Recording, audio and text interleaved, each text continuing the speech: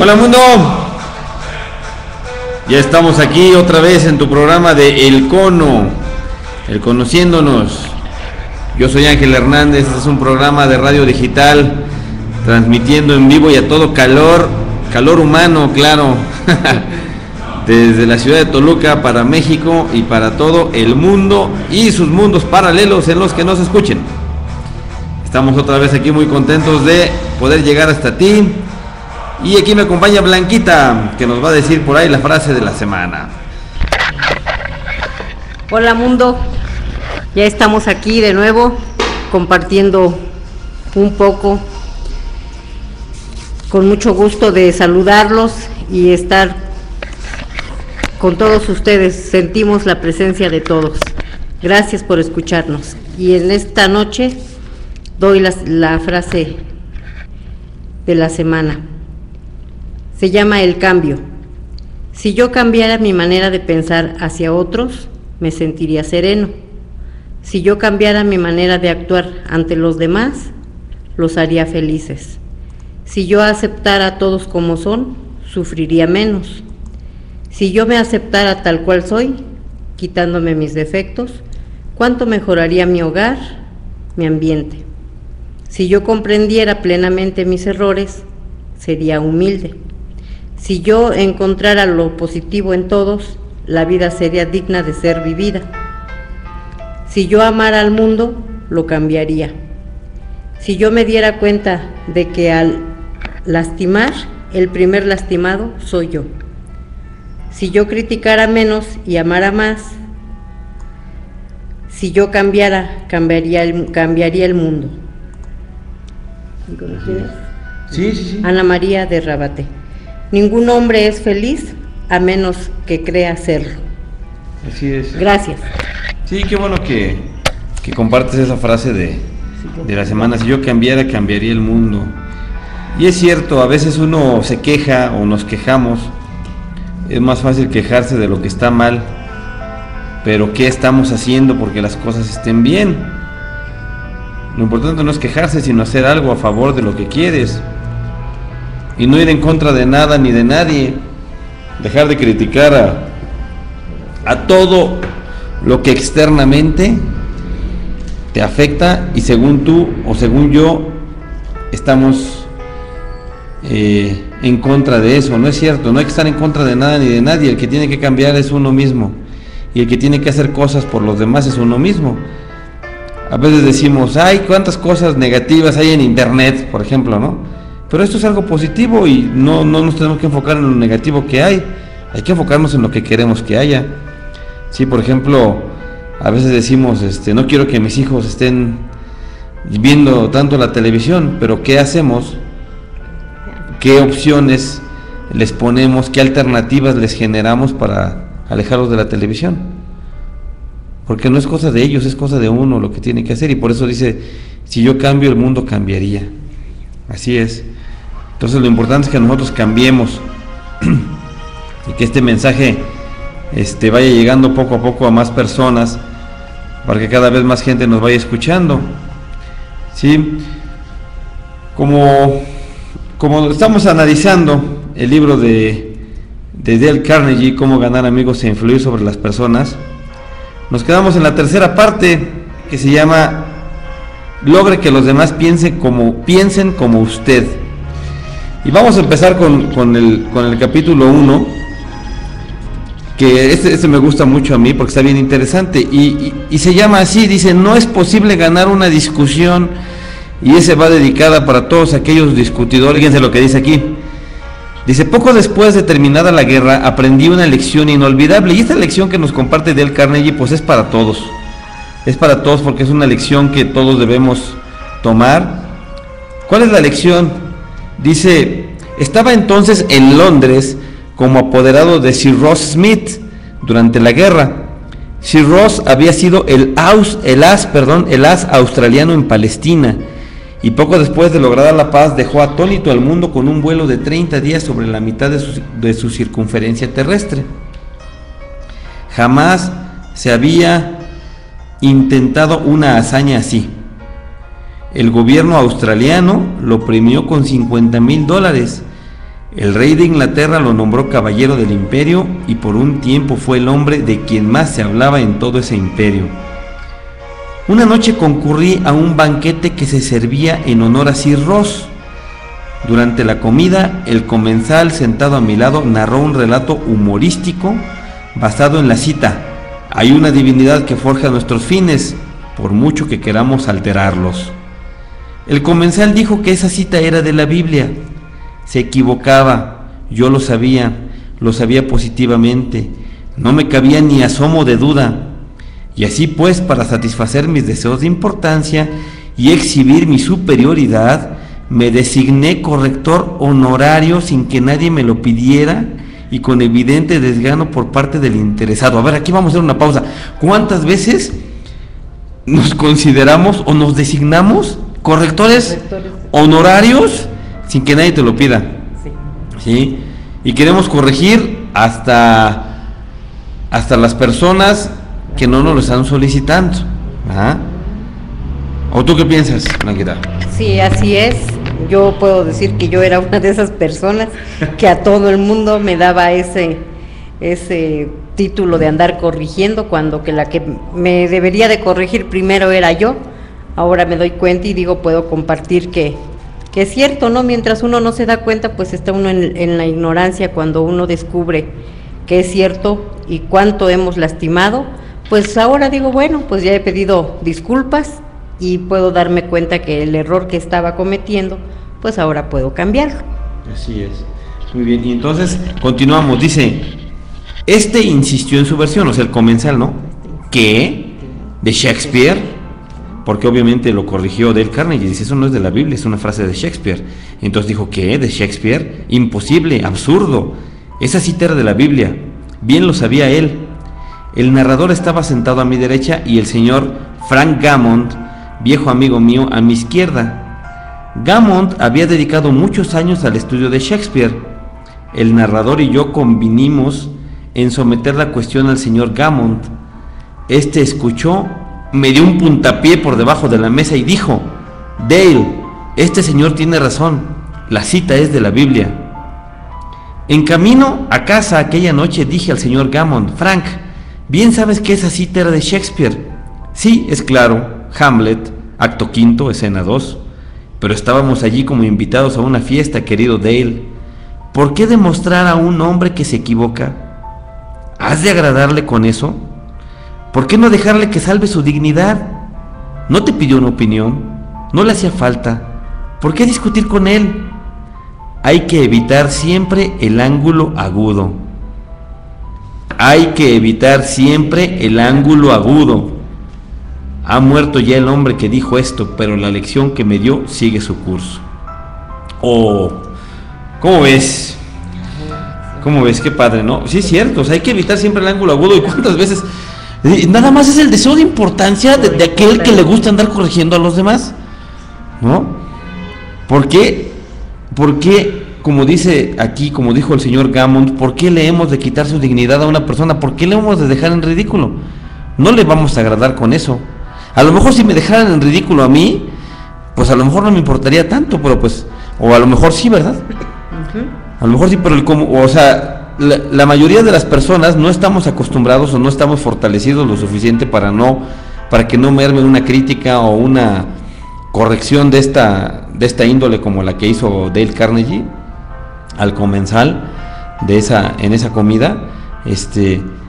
Pues cualquier persona se puede sentir ofendida por algo así, se puede sentir lastimada, ¿sí? Y luego, ¿qué dice? Era una lección muy necesaria para mí. Un discutidor inveterado, en mi juventud había discutido de todo con mi hermano. En el colegio estudié lógica y argumentación y participé en torneos de debate. Posteriormente en Nueva York dicté cursos sobre debate y argumentación, y una vez me avergüenza confesarlo, pensé escribir un libro sobre el tema. Desde entonces he escuchado, criticado, participado y estudiado los efectos de miles de discusiones.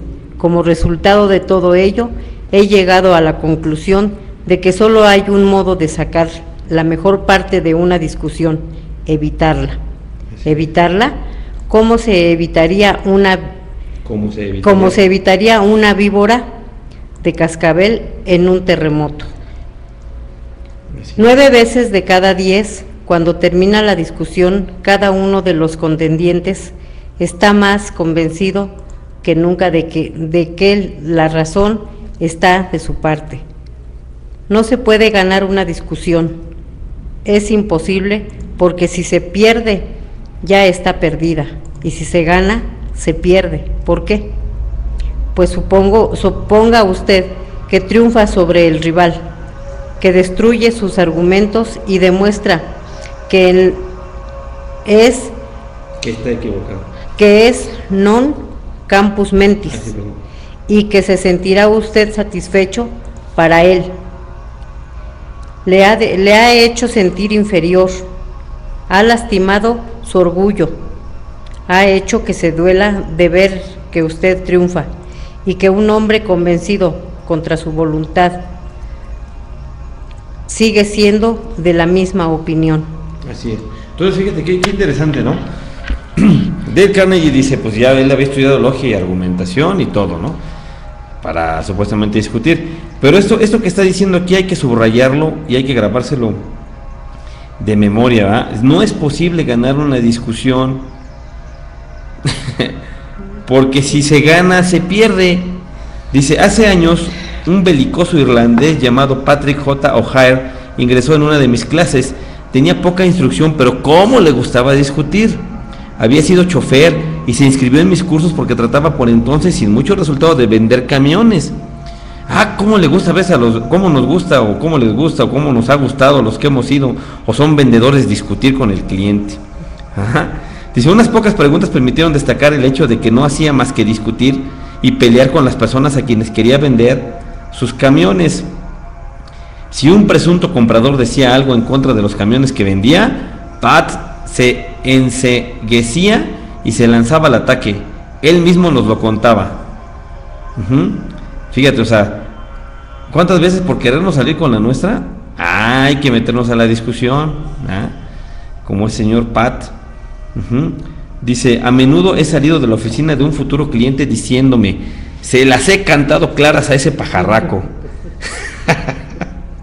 Sí, ¿no? O sea, ¿cuántas veces uno dice, pero le dije lo que se merecía? Sí. Sí, es cierto que se las había cantado claras, pero no le había vendido nada. Dice, mi primer problema no fue el de enseñar a Patrick J. O'Hare a hablar. Mi misión inmediata era enseñarle a abstenerse de hablar y evitar las luchas verbales. Es cierto, ¿no? Porque hay mucha gente que no, hay a quien le hace falta aprender a hablar y hay a quien les hace falta aprenderse a callar. ¿No? Dice, el señor O'Hare es ahora uno de los mejores vendedores que tiene en Nueva York, la White Motor Company. ¿Cómo lo ha conseguido? Escuchemos su relato. Si entro ahora en la oficina de un presunto comprador y me dice, ¿qué? ¿Un camión White? No sirve para nada, yo no usaría uno aunque me lo regalaran. Voy a comprar un camión tal. Yo le respondo, amigo mío, escúcheme, el camión tal es muy bueno, si lo compra no se arrepentirá. Los camiones tales son fabricados por una buena compañía. El presunto comprador queda sin habla entonces, ya no hay terreno para discutir. Si me dice que el tal es el mejor camión y yo asiento, tiene que callarse. No se puede pasar el día diciendo es el mejor cuando yo estoy de acuerdo. Abandonamos entonces el tema del camión tal y yo empiezo a hablar de las condiciones del camión White. Hubo una época en que si una persona me hubiera hablado así, yo habría perdido el tino, habría empezado a discutir con el tal, y cuanto más hablara, tanto más discutiría el comprador en favor del rival, y cuanto más discutiera el comprador, tanto más fácil sería a los rivales vender su camión. Al recordar ahora aquellas cosas me pregunto, ¿cómo pude vender jamás un camión? Perdí muchos años de vida por discutir y pelear. Ahora cierro la boca, da mejor resultado. ¿Sí? A ver esa frase de Benjamin Franklin, ¿qué dice? Ya lo dijo Benjamin Franklin. Si discute usted y pelea y contradice, puede lograr a veces un triunfo, pero será un triunfo vacío, porque jamás obtendrá la buena voluntad del contrincante. Claro. Fíjate, A ver, ahí les va para todos los que nos están escuchando, ya saben, ya saben que podemos aquí comentar a través del social stream. Fíjense qué interesante, si discute usted y pelea y contradice, puede lograr a veces un triunfo, pero será un triunfo vacío, porque jamás obtendrá la buena voluntad del contrincante. Entonces, ¿qué queremos? ¿Qué queremos, no? O sea, ¿para qué discutimos? Dice, piense pues en esto. ¿Qué prefiere tener? ¿Una victoria académica, teatral o la buena voluntad de un hombre? Muy pocas veces obtendrá las dos cosas. Muy pocas veces obtendremos las dos cosas. ¿Sí? ¿Qué prefiere tener otra vez? ¿Una victoria académica, teatral o la buena voluntad de un hombre? Muy pocas veces obtendrá las dos cosas. Dice, el diario The Boston Transcript publicó una vez este significativo epitafio en solfa. Yacen aquí los despojos de un hombre, de un pobre viajero. Murió defendiendo su derecho de paso. Razón le sobraba, estaba en lo justo, lo cierto, mas tan muerto está como si hubiera errado. Ay, híjole. Yo sé que todos tenemos muchas ganas, todos traemos un espíritu guerrero, y más cuando venimos de razas guerreras, de querer salvar al mundo, ¿no? Algunos traen por ahí el espíritu de Robin Hood, de querer robar a los ricos para ayudar a los pobres, y etcétera, etcétera, ¿no? Y tenemos un montón de influencia por tantas películas en las que grandes conquistadores luchan, y etcétera, etcétera, ¿no? Y digo, yo no lo estoy criticando, pero ¿qué nos está diciendo esta frase? O sea, que para qué nos ponemos a discutir si no vamos a ganar la buena voluntad de los demás. ¿Para qué discutir? Vamos a seguirle. Dice, puede tener usted razón, puede estar en lo cierto cuando discute, pero en cuanto a modificar el criterio del contendor, lo mismo sería que se equivocara usted en los argumentos. Frederick J. Parsons, consultor especializado en impuestos a la renta, relataba que durante una hora estuvo discutiendo con un inspector del gobierno sobre cuestión de impuestos. Una partida de $9,000, o sea, nada despreciables, $9,000, ¿no? Y menos en México. El señor Parsons sostenía que esos $9,000 eran en realidad una deuda incobrable, que jamás serían percibidos y que no debían ser afectados por el impuesto. Nada de deudas incobrables, respondió el inspector. Hay que pagar el impuesto. O sea, imagínate ponerte con un inspector y que te diga eso, ¿no? O sea, aquí nada de deudas incobrables, hay que pagarlo. Dice, este inspector, narraba el señor Parsons ante nuestra clase, era arrogante y empecinado. Razonar con él estaba de más. Señalar los hechos también. Cuanto más discutíamos, tanto más empecinado se ponía. Decidí entonces evitar la discusión, cambiar de tema y hacerle ver mi apreciación por su importancia. Supongo, le dije, que este asunto es pequeño en comparación con las decisiones realmente importantes y difíciles que tendrá que adoptar usted tantas veces. Yo he estudiado la cuestión impositiva, pero solo en los libros. Usted obtiene sus conocimientos gracias a la experiencia. A veces desearía tener un empleo como el suyo. Así podría aprender muchas cosas. Dije francamente lo que sentía al respecto. Pues bien, el inspector se irguió en su silla, se echó hacia atrás y conversó largamente acerca de su trabajo, de los hábiles fraudes que había descubierto. Su tono se hizo gradualmente más amistoso y por fin empezó a hablarme de sus hijos. Al despedirse me prometió espontáneamente que estudiaría mejor mi problema y en pocos días me haría conocer su decisión.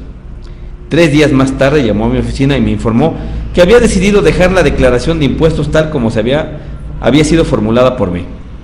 Este inspector demostraba una de las debilidades humanas más comunes.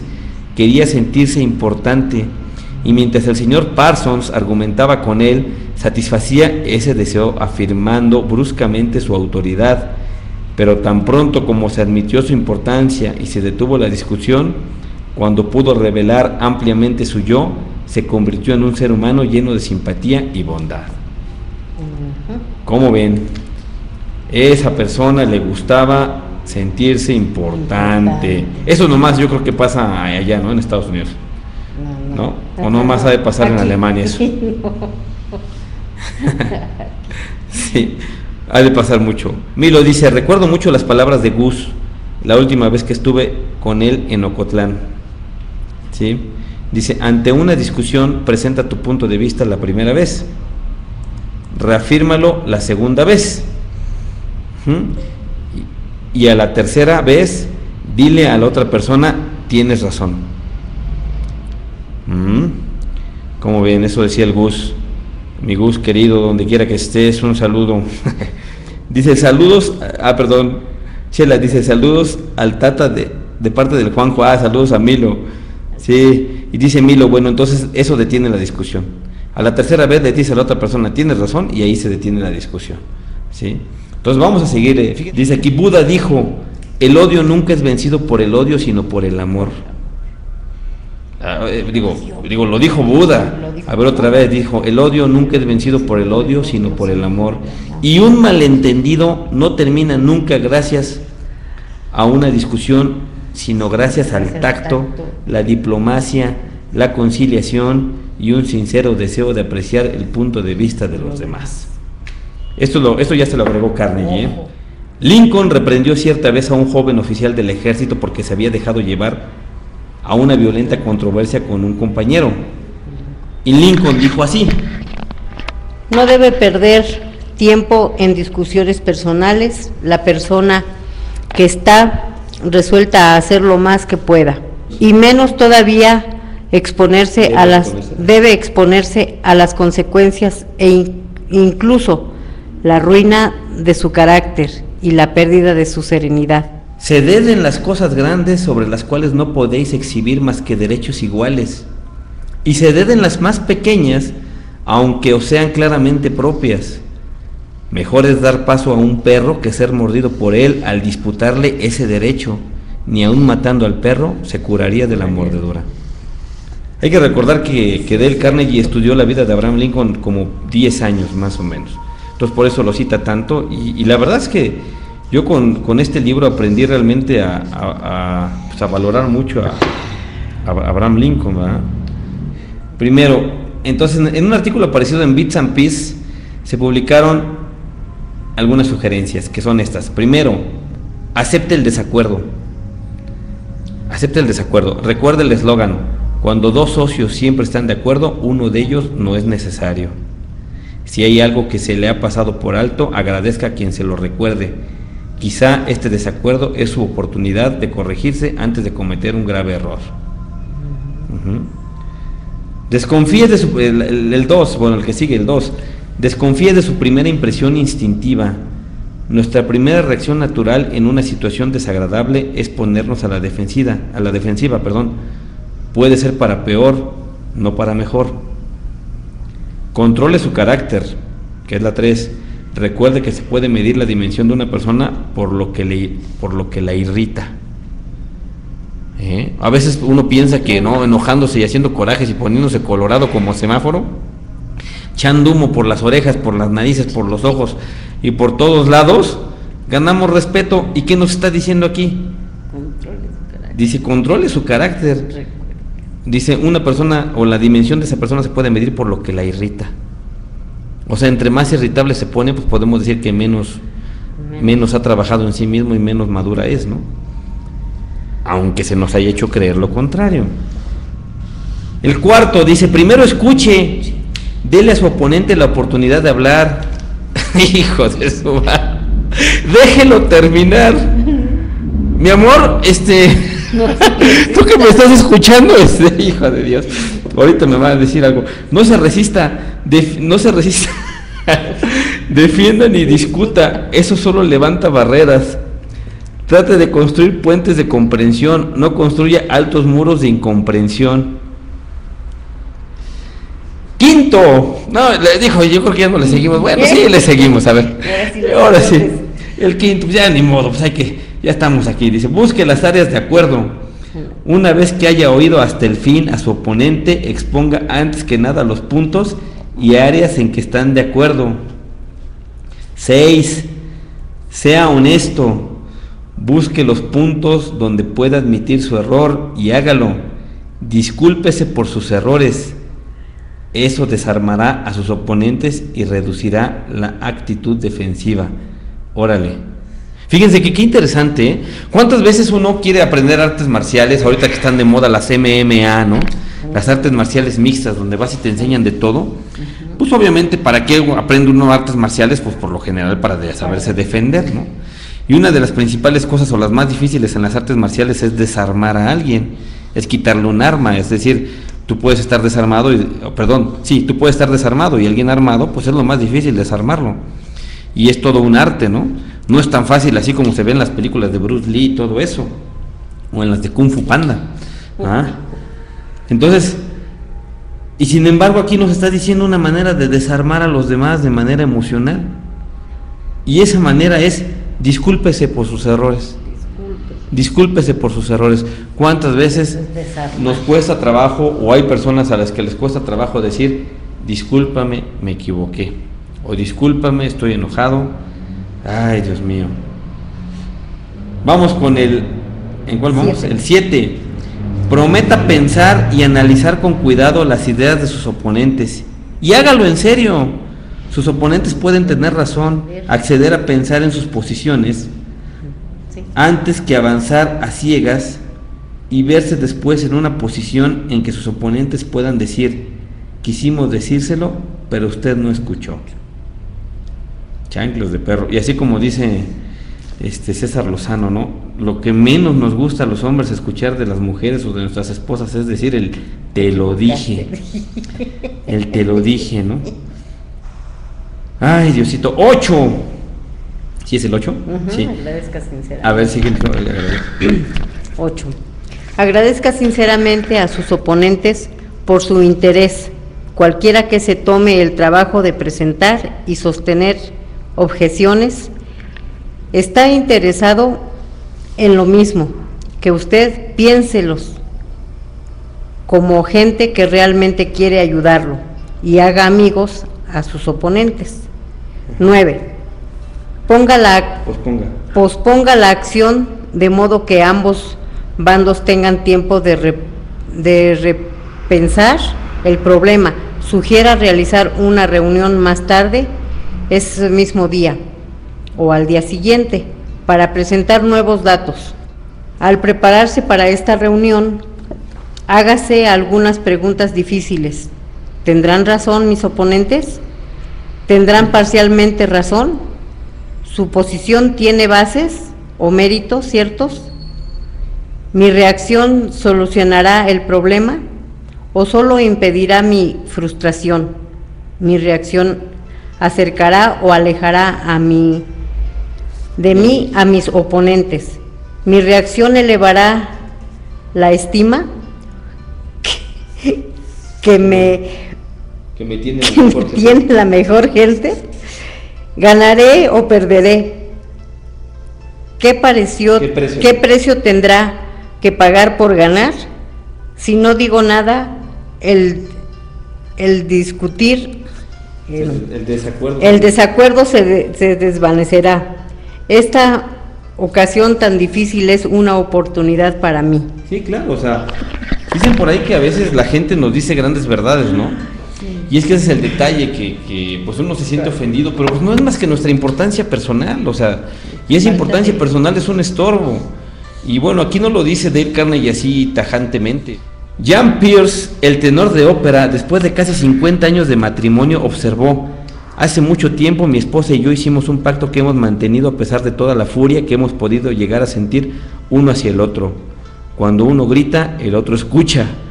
Cuando dos personas gritan, no hay comunicación, solo ruido y malas vibraciones. ¿Cómo ven? Regla 1. La única forma de salir ganando de una discusión es evitándola. A ver, grábensela, escríbanla por ahí, así como luego escriben números de teléfono en sus iPhones y Blackberries y tantas cosas. Vamos a escribir esta: la única forma de salir ganando de una discusión es evitándola. Dice Milo: ¿y cómo decimos los holandeses? Tómala. Y como decimos los holandeses, tómala, barbón.